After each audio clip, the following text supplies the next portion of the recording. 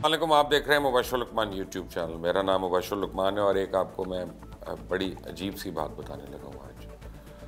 میں آپ کو بتاؤں، پورا پولیٹیکل پارٹیز ایکٹ جو ہے اس میں ہر ایک کا ذکر ہے سوائے ایک شخص کے، اور وہ ہے پولیٹیکل ورکر. یعنی پاکستان کی جتنی بھی جمہوری طاقتیں ہیں اور پاکستان میں جتنی بھی جمہوریت کی بات کرنے والی جماعتیں ہیں، ان میں سب کے حقوق کا ذکر ہے، اور اگر نہیں کسی کا حق تو وہ ہے پولیٹیکل ورکر، جس کے سر پہ ہر ایک نے لیڈر بننا ہے، جس کے سر پہ ہر ایک نے ایوان اقتدار میں آنا ہے، جس نے خون دے کے جمہوریت کو سینچنا ہے. اس کی کوئی بات نہیں ہوتی. لیکن بہرحال ایک شخص اور ایک جماعت ضرور پولیٹیکل ورکر کی بات کر رہے ہیں. ہو سکتا ہے آپ کو ان کا نہ پتہ ہو سکتا ہے آج آپ کو وہ بالکل بے معنی لگے، لیکن 24 سال پہلے عمران خان کا جب میں سولو انٹرویو کرتا تھا تو لوگ مجھے یہی کہتے تھے کہ بے معنی بات ہو رہی ہے. یا 20 سال پہلے یا 15 سال پہلے بھی. اور پھر چینلز ان کو اکیلا لیتے نہیں تھے اس وقت، وہ 3 یا 4 گیسٹوں کے ساتھ لیتے تھے، اور سب سے پہلے ان کو میں نے سولو کرنا شروع کیا. بہرحال میرا خیال ہے کہ پاکستان میں ہم کچھ نہیں اگر کر سکتے تو اپنی عوام کو آپشنز ہم دے سکتے ہیں کہ جی آپ کے پاس آپشن اے ہے، بی ہے، سی ہے، ڈی ہے، اور اگر آپ کو ان میں سے کوئی آپشن نہیں پسند آتا تو آپ خود کھڑے ہو جائیں. یعنی کم از کم آپ خود تو اپنے گھر والوں کو تو آپشن دینا. مجبوری میں نہ کہیں کہ میں نے چور کو اس لیے ووٹ دیا، یا ڈاکو کو، یا جو اچھا کام نہیں کر رہا اس کو اس لیے میں نے ووٹ دیا. یہ مجبوری آپ کی خود ساختہ اور سیلف کریٹڈ ہے، یہ ہے نہیں. میرے مہمان ہیں جواد احمد، آج کسی تعارف کے محتاج نہیں ہے، سپر سٹار ہیں پاکستان میوزک انڈسٹری کے. سیاست میں آ گئے ہیں بڑی دیر کے، لیکن زیادہ سوشل ورک میں ہے. میں تو ان کو آج بھی سمجھا رہا تھا کہ کچھ امیر لوگوں کو اپنی پارٹی میں لے کے آئیں، اس کا ذرا کو تھوڑا سا کریں تاکہ آپ کا ہمیں پتہ چلے کہ آپ کے پاس ایڈورٹائز کرنے کے پیسے ہوں، کچھ ہوں. یہ ابھی تک بنیادی حقوق پہ اڑے ہوئے ہیں. کیوں جواد صاحب؟ السلام علیکم. وعلیکم السلام جناب. کیوں مسئلے کیا ہیں آپ کے؟ اب کیوں اپنا ہر آدمی کو نہیں لے کے آتے پارٹی پہ؟ اصل میں نا جو کتابیں میں نے پڑھ لی ہیں نا لائف میں، وہ سب سے بڑا مسئلہ وہ ہیں.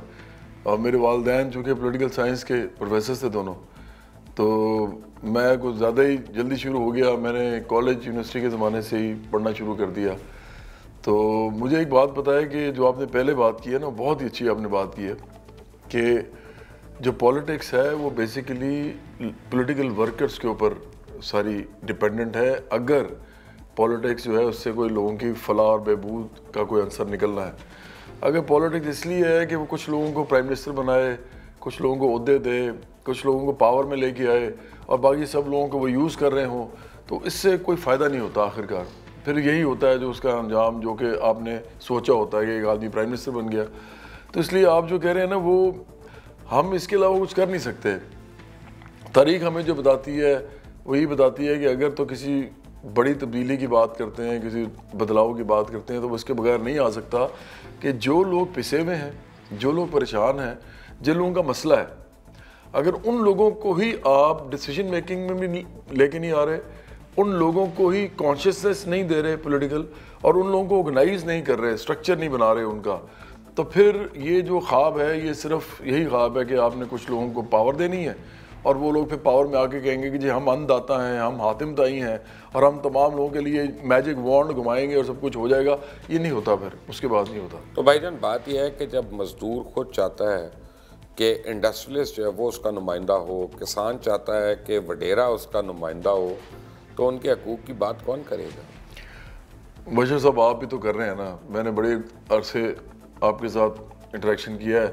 مجھے یاد ہے کہ ایک دفعہ کچھ مزدور کسان جو تھے وہ میں نے اس کے علاوہ کسی بڑے اینکر کو یہ پروگرام نہیں کرتے دیکھا، میرے ساتھ تو چھوڑیں کسی کے ساتھ بھی نہیں کیا، کہ وہ اصل لوگ بٹھائیں اپنے سامنے اور ان سے پوچھیں کہ آپ کے مسئلے کیا ہیں اور آپ کیا سمجھتے ہیں پر پورے سسٹم کو، اس نظام کو اپنی آنکھ سے بتائیں.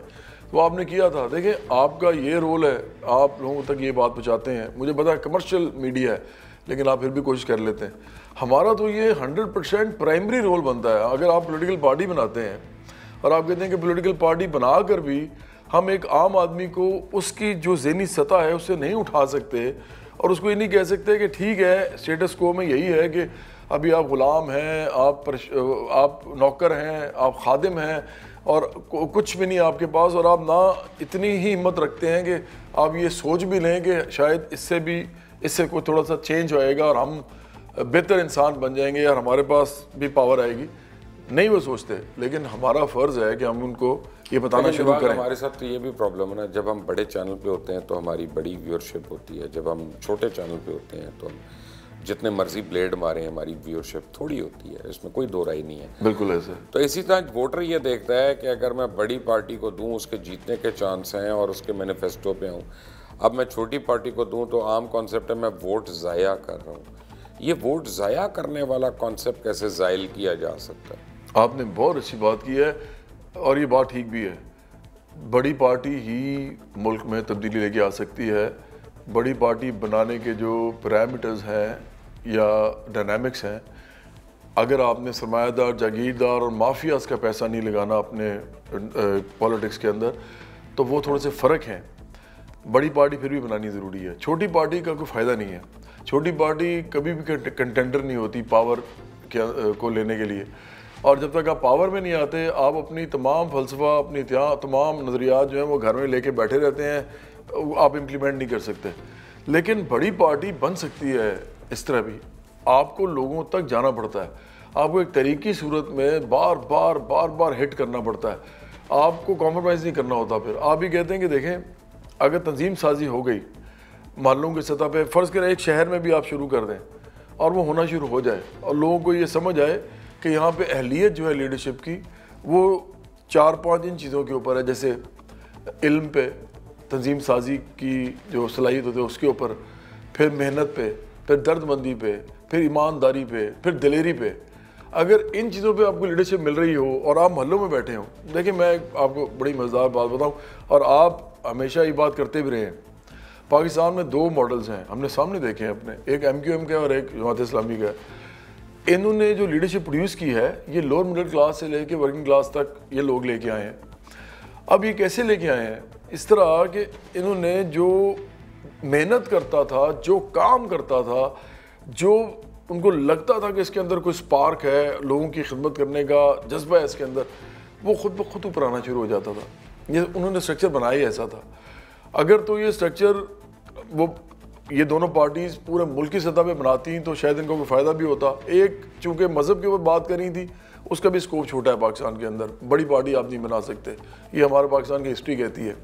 اور جو اگر آپ مہاجر کارڈ پہ کھیلیں گے تو وہ بھی آپ ایک کنفائنڈ آپ ہو جاتے ہیں. ادروائز لیکن پاور شیئر تو کر رہے ہیں نا. ہاں، ادروائز میں سمجھتا ہوں کہ ایک تو انہوں نے اپنی ریجنل جگہوں پہ اچھی خاصی پاور شیئرنگ کی ہے، ایون پارلیمنٹ میں بھی کی ہے، نیشنل اسمبلی میں بھی کی ہے، پروونشل اسمبلی میں بھی کی ہے.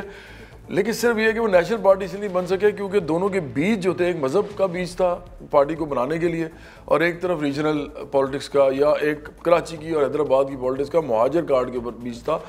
اگر یہ بیج بڑے درخت کے ہوتے، نیشنل لیول کی پارٹی کے ہوتے، میں آپ کو بتاؤں ان سے بڑی پارٹیز کوئی نہ ہوتی پاکستان میں. اور یہ پارٹیز پھر لوگوں کے اندر، پورے ملک کے اندر ایک سٹرکچر کے اوپر پارٹی بلڈ کر کے دکھاتی. برابری پارٹی پاکستانی کہتی ہے کہ ماڈل یہی ہونا چاہیے جتنا مرضی ٹائم لگے. 2 چیزیں بڑی امپورٹنٹ ہیں.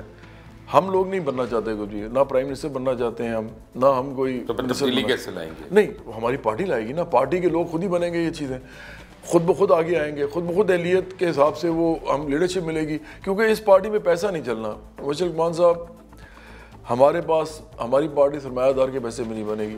ہماری پارٹی جاگیردار کی مزارے پہ نہیں بنے گی. میں ایک بات سے ڈس ایگری کرتا ہوں. جی پیسہ بری چیز نہیں ہے. پیسے کا حصول اچھا یا برا ہو سکتا ہے، ٹھیک ہے، پیسے کا استعمال اچھا یا برا ہو سکتا ہے.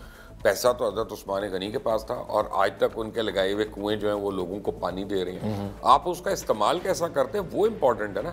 پیسے سے تو نفرت مت کریں.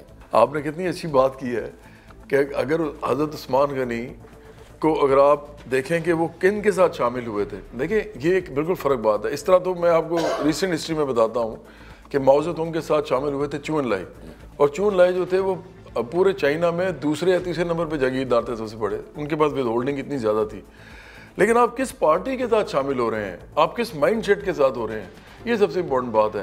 اگر آپ پارٹیز ایسی بنانا چاہتے ہیں جس میں میجورٹی، بلکہ میجورٹی تو کیا بائی لارج تقریباً پوری پارٹی ہی سرمایہ دار جاگیردار کی ہو، تو وہاں پہ میرے جیسا اور آپ جیسا آدمی آڈ ون آؤٹ ہوتا ہے. لیکن جہاں پر پارٹی جو ہے وہ ساری مڈل کلاس محنت کشوں نوجوانوں کی ہو اور وہاں پہ ایک سرمایہ دار آ جائے تو وہ تو بڑا کمال آدمی ہے نہ وہاں پہ لسانیت ہے، نہ وہاں پہ مذہبی کارڈ ہے، نہ وہاں پہ اربن رورل کارڈ ہے، نہ وہاں پہ برادری ہیں، اور وہاں پہ ایک قوم ہے نا بیسیکلی. تو یہاں پہ تو ارائیں کو کہیں کہ ذرا جٹ کے لیے ووٹ ڈالو، یا جٹ کو کہیں کہ بٹ کے لیے ووٹ ڈالو، یا بٹ کو کہیں رانگڑ کو ووٹ دو.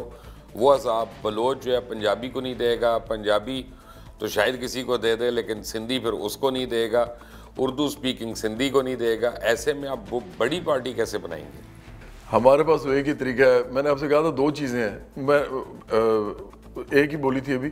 ایک تو ہمیں عہدے نہیں چاہیے، اور دوسرا ہمیں ٹائم کا کوئی پرابلم نہیں ہے. دیکھیں ہم تو کیا کس کھیت کی مولی ہیں. انبیاء علیہ السلام جو تھے، بڑے بڑے جو ولی ہوئے جنہوں نے سوشل یا سوشل پولیٹیکل کام کیا، جو بادشاہوں کو کہتے تھے کہ ذرا دور کھڑے ہوں دھوپ آنے دیں، اس سے بہتر آپ ہمارے لیے کچھ نہیں کر سکتے. تو اور اسی طرح انقلابی بڑے بڑے ہوئے ہیں دنیا میں. ان سب کا ایک قدر مشترک تھی کہ یہ لوگ ٹائم وائم کے چکر میں نہیں تھے، ٹائم کے نیکسس سے باہر نکلے ہوئے تھے. یہ جو ٹائم اور سپیس کا جو نیکسس ہے وہ نکلے ہوئے تھے اس سے. اور وہ کہتے تھے کہ کام ٹھیک ہونا چاہیے، تنظیم سازی ٹھیک ہونی چاہیے، ہماری زندگی میں ہو نہ ہو آگے ہو جائے. رسول اللہ صلی اللہ علیہ وسلم تو چلیں، انہوں نے تو انقلاب کر دیا نا، فتح مکہ کی، لیکن کیا باقی انبیاء اسلام نے یہ کیا؟ وہ تو ہمارے پاس ایک مثال ہے نا، نہیں ہو سکا کہیں ریسنٹ ہسٹری میں خاکسار تحریک کی، کہ خاکسار تحریک جو تھی وہ ایک برابری پہ چل رہی تھی. بالکل برابری پارٹی تو نہیں اس کا نام تھا، لیکن خاکسار نام تھا. اور بیلچے اٹھا کے ہر جگہ وہ صفائی بھی شروع کر دیتے تھے، سب کچھ کر دیتے تھے. لیکن علامہ مشرقی کے بعد خاکسار پارٹی جو تھی وہ دم توڑ گئی. تو وہ بھی تو فرد واحد پہ ڈیپینڈنٹ رہی ہے نا. یہی تو بری بات ہے نا جی. دیکھیں ہمارے عنایت اللہ مشرقی صاحب، اور میرا خیال ہے وہ میتھمیٹیشین بھی تھے شاید، super one of the best in the world. اور وہ جو ہاں جی وہ تو بلکہ بڑے بڑے اس زمانے کے سائنٹسٹ تھے، ان سے بھی ملتے تھے جا کے.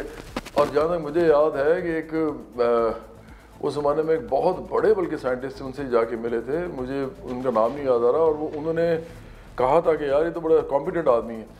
لیکن اچھا وہ بھی، اور پھر عبید اللہ سندھی بھی بہت بڑے، حضرت موہانی صاحب، یہ سارے لوگ جو تھے یہ بائیں بازو کے میں سمجھتا ہوں تھے. بائیں بازو کا مطلب ہے عبید اللہ سندھی تو دائیں بازو کے تھے یار. وہ تو مولوی تھے، دیوبندی تھے. یہی تو میں آپ سے وہ تو دارالعلوم دیوبند کے فاروق تحصیل تھے. میں آپ کو مزیدار بات بتانے لگا ہوں کہ ہمارا مشر صاحب دائیں بائیں بازو وہی ہے جو اصل تھا. وہ تھا جب فرینچ ریولوشن کے اندر لیفٹ سائڈ پہ وہ لوگ بیٹھے تھے جو عام آدمی کے نمائندے تھے، اور رائٹ سائڈ پہ نوبلٹی بیٹھی تھی، ریسٹوکریسی بیٹھی تھی، اور بادشاہ کے نمائندے بیٹھے تھے. ہم صرف اکنامک اور سوشو اکنامک جو ہے ڈی مارکیشن میں لیفٹ اور رائٹ کو دیکھتے ہیں. یہ جو آج کا یہ جو ڈیفینیشن ہے یہ غلط ڈیفینیشن ہے، اور یہ اس لیے بنایا گیا ہے تاکہ بتایا جائے کہ جواد احمد اگر لیفٹ کا کہتا ہے اپنے آپ کو تو یہ تو پھر شاید کوئی مذہب کے ساتھ اس کا تعلق نہیں ہوگا. میں تو بڑا سچا اور پکا مسلمان ہوں، اور میں تو بڑا زبردست پاکستانی بھی ہوں. لیکن لیفٹ کا مطلب تو یہی ہوتا ہے کہ مسلم نیشنلسٹ بھی تو ہو سکتے ہیں نا. یہ تو آپ سے کہہ رہا ہوں، عنایت اللہ مشرقی صاحب بھی، اور مولانا اسد موہانی بھی، اور یہ بھی عبید اللہ سندھی بھی لیفٹ کے لوگ تھے. ساری عمر انہوں نے عام آدمی کی بات کی ہے، اور انہوں نے کنائم نہیں کیا اور دوسری طرف نہیں گئے. تو ہم اس ملک میں ہم سمجھتے ہیں کہ اگر تو شخصیت پرستی کو نکال دیا جائے، اور لوگ اگر کوئی لوگ جن کو لوگ جانتے ہوں وہ اگر بنانا بھی چاہیں پولیٹیکل فارمیشنز، تو وہ اپنے آپ کو اس میں سے مائنس کر کے بنائیں، وہ عام آدمی کو لیڈرشپ دینے کے لیے بنائیں. کیا تحریک انصاف نے عام آدمی کو دیا ہے حق اس کا؟ بالکل نہیں دیا تحریک انصاف نے. میں تو سمجھتا ہوں دیکھیں عمران خان بڑے ایک زمانے میں پیشنیٹ آدمی تھے، وہ سمجھتے تھے کہ ان کو اسٹیٹس کو کوئی چیلنج کرنا چاہیے، لیکن انہوں نے اسٹیٹس کو جو چیلنج کرنے کا طریقہ اپنایا 2013 کے بعد، وہ میرا خیال ہے کہ صرف اور صرف انہوں نے اپنی شخصیت کو سامنے رکھا. جب آپ اپنی شخصیت کو سامنے رکھ کے پارٹی بناتے ہیں تو پارٹی اور طرح کی بنتی ہے. اگر آپ یہ سامنے رکھ کے بناتے ہیں کہ میں نے پرائم منسٹر بننا ہے، تو آپ کے ٹوٹل ڈائنامکس چینج ہو جاتے ہیں. آپ کو پھر وہ لوگ چاہیے ہوتے ہیں جو آپ کو پرائم منسٹر بنانے میں مدد دے سکتے ہیں. اگر آپ نے یہ نہ سوچا ہو کہ میں نے پرائم منسٹر بننا ہے، اور آپ نے یہ سوچا ہو کہ ایک بڑی پارٹی عام لوگوں کی بنانی ہے اور پھر اس کو چھوڑنا ہے، سیلف پروپیلڈ ہوگی، وہ خود اپنی رستہ نکالے گی، خود لوگ لیڈرشپ میں آئیں گے، خود رو پودے کی طرح نکلیں گے، پھر آپ کا ڈائنامکس فرق ہوتے ہیں. میرا خیال ہے کہ 2013 کے بعد جس طریقے سے عمران خان صاحب نے اپنے ارد گرد جو لوگوں کو جمع کیا، وہ ٹرانسلیٹ آخر کا 2018 کے انتخابات میں اس طرح ہوا کہ پھر انہوں نے کوئی بھی ایسا آدمی نہیں چھوڑا جو اپنے علاقے میں کسی نہ کسی طریقے سے اپنے ڈر کے اوپر पैसे के ऊपर या छोटे मोटे काम कराने के ऊपर, बरादरी के ऊपर वोट ना लेता हो और उस आदमी का पहले से इलेक्टेबल्स में कोई ना कोई नाम हो, वो ख़ानदानी मरूसियत और ये वो सब उसमें आ गई। और उन्होंने अब जो अभी पार्टी लेके आए हैं वो इक़्तिदार में, जितने भी 100 मेरा ख्याल है 112 115 सीट्स उन्होंने ली हैं, तो वो जो सीट्स हैं उनमें से मेजॉरिटी लोग जो हैं, बल्कि ओवरवेलमिंग मेजॉरिटी जो है वो सारी वही लोग हैं जो इलेक्टेबल्स हैं और जिन्होंने अपने अपने इलाकों में इस तरीके से वोट दिया। मेरा नहीं ख्याल बुरी बात तो नहीं है, बिल्कुल बुरी बात नहीं है, लेकिन अगर ऐसे इलेक्टेबल्स ही सारी पार्टी के अंदर हों फिर बुरी बात है। अब प्रॉब्लम है ना, आपने दो पार्टीज की एग्जांपल दी, जमात इस्लामी की और एमके। हाँ जी, जमात और इस्लामी और एमके उस दिन उनको मार पड़ना शुरू होगी जिस दिन स्टूडेंट यूनियंस पे बैन लग गया, बहुत अच्छी बात क्योंकि है। उन दोनों का ब्रीडिंग ग्राउंड जो था ना वो स्टूडेंट यूनियन था और वहाँ से यंग ब्लड आ रहा था। अब JUIF की जो स्ट्रेंथ है जमात इस्लामी के मुकाबले में वो ये कि उसके मदारिस हैं और वहाँ से हर साल नए बच्चे 18-18 साल के निकल रहे हैं, उनका वोट बैंक बढ़ रहा है, जमात इस्लामी का वोट बैंक डिप्रिशिएट हो रहा है और इसी तरह MQM का भी हो रहा है। तो जब आपके पास आप मॉडल जमात इस्लामी का कह रहे हैं या MQM का कह रहे हैं, लेकिन आपका ब्रीडिंग ग्राउंड जो है वो कहाँ से आएगा? अच्छा, मैं पहले ये ज़रा वाज़ेह कर दूँ लोगों के सामने, आपको तो पता है कि हम सिर्फ स्ट्रक्चर का मॉडल नहीं, फेयर ना, मैं समझता हूँ बड़ा सक्सेसफुल मॉडल है दोनों। हम नजरियात के ऊपर ना जमात भाई वो आज इस्लामी तक अगर कायम है तो इसका मतलब है कि वो स्ट्रांग थे ना, तो कायम है।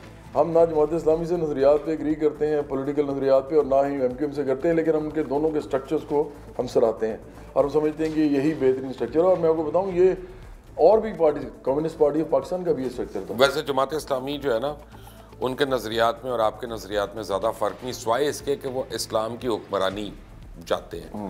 मेरा नहीं ख्याल कि आपको कोई इतराज़ होगा उस पर। नहीं, मुझे कोई एतराज़ नहीं है, लेकिन मैं समझता हूँ कि मज़हब जो है ना उसको एक पर्सनल मसला मैं समझता हूँ। नहीं, कैसे, क्यों?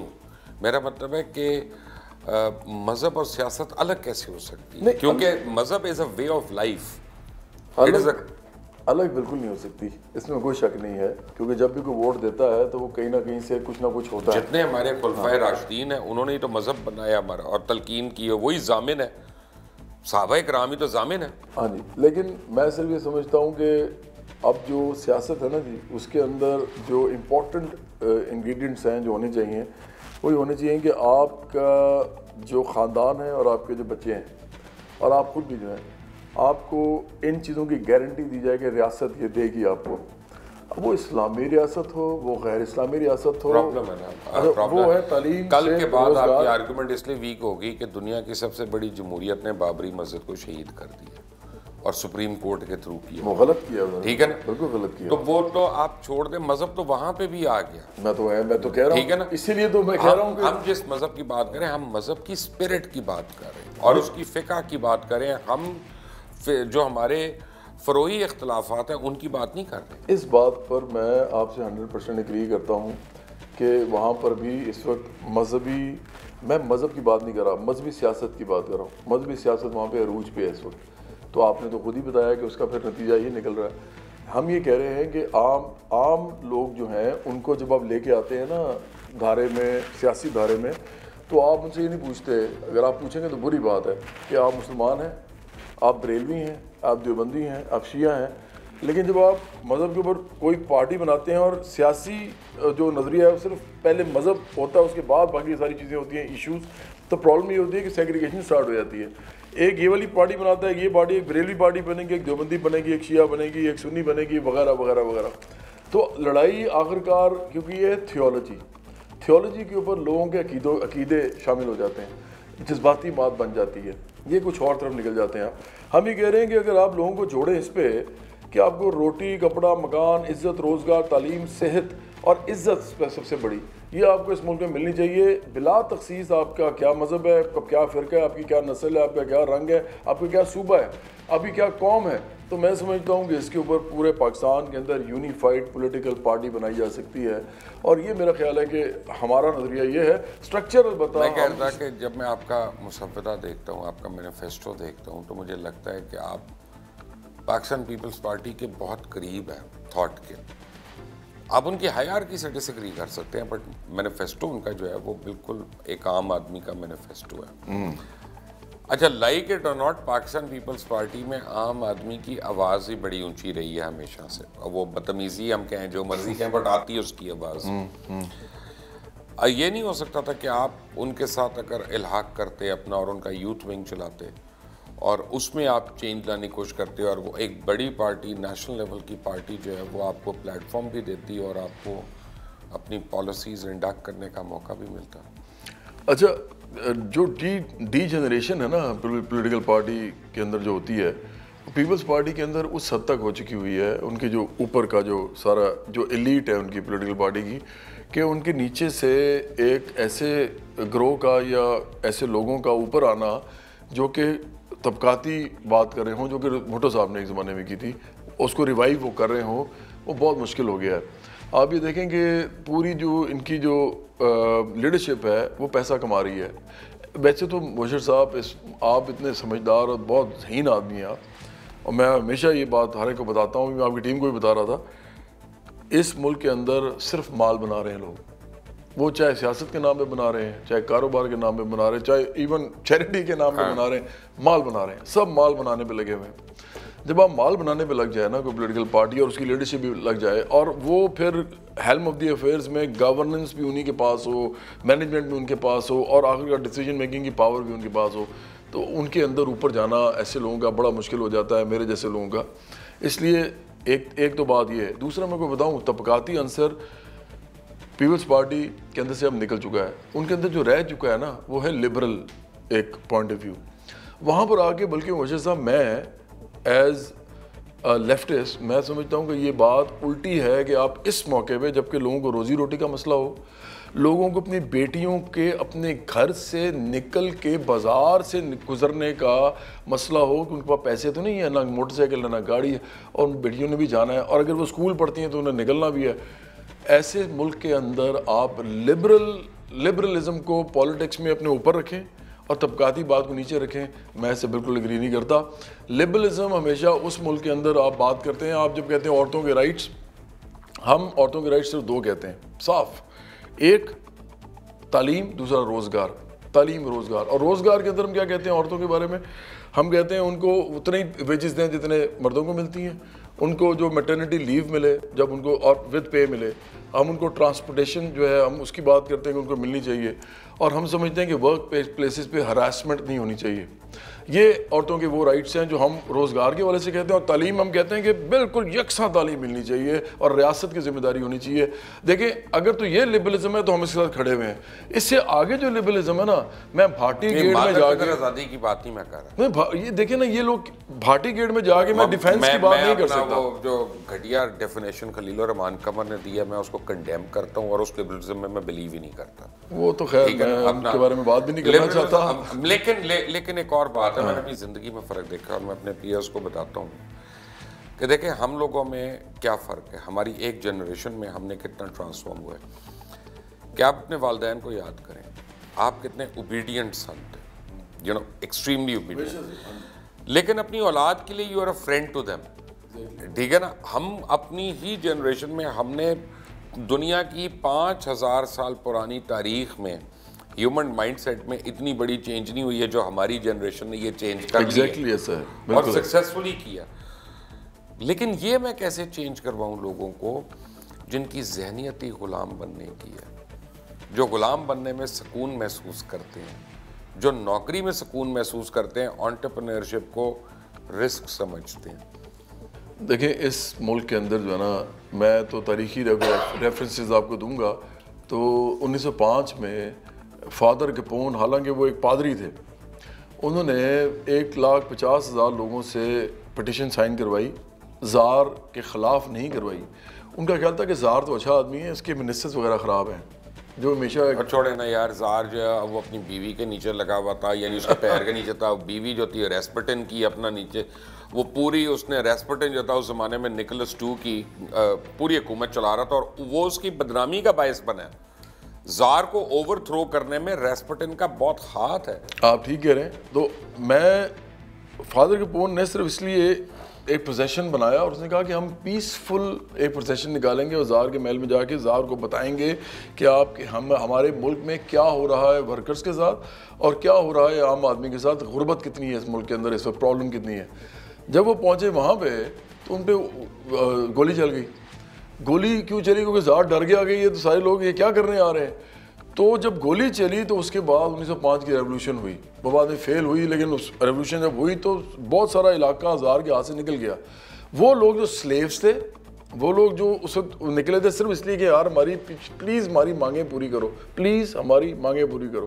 جب کنورٹیشن میں آئے تو یہ شروع ہو گیا. دیکھیں کئی دفعہ مختلف نسلوں کے جو ایپاکس ہوتے ہیں نا, مطلب 4-5 جنریشنز غلامی کی جو ہوتی ہیں, ایک لمحہ ایسا آتا ہے کہ وہ صدیوں کا فاصلہ طے کر جاتے ہیں.